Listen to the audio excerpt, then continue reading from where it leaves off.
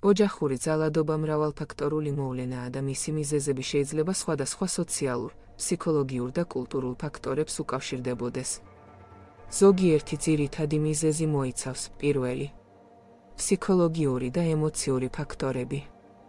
აგრესიის მართვის უნარის ნაკლებობა. ზოგიერთ ადამიანს უჭირს ემოციების კონტროლი და კონფლიქტების მშვიდობიანი გადაწყვეტა.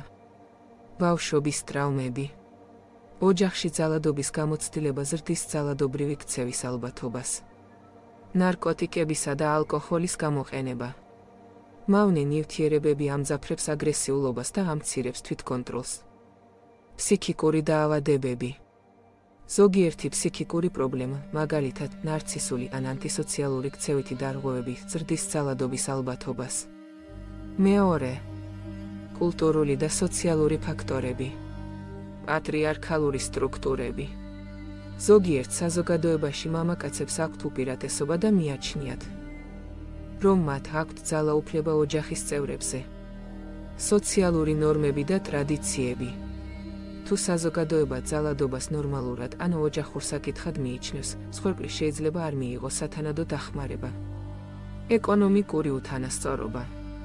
როცა ერთი პარტნიორი ფინანსურად ძლიერია და მეორეს ეკონომიკურად აკონტროლებს, ის ძალადობის რისკს ზრდის.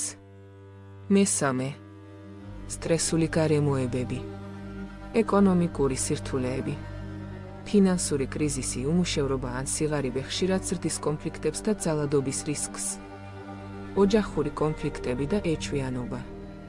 პარტნიორებს შორის გაურკვევლობა, ღალატი ან ეჩვიანობა ხშირად ხდება ძალადობის მიზეზი. ბავშვების აღზრდასთან დაკავშირებული სირთულეები. მშობლებს შორის უთანხმოება ბავშვის აღზრდასთან დაკავშირებით ზოგჯერ იწვევს კონფლიქტებს, რომლებიც ძალადობაში გადაიზრდება. როგორ შევამციროთ ოჯახური ძალადობა? განათლება და ცნობიერების ამაღლება.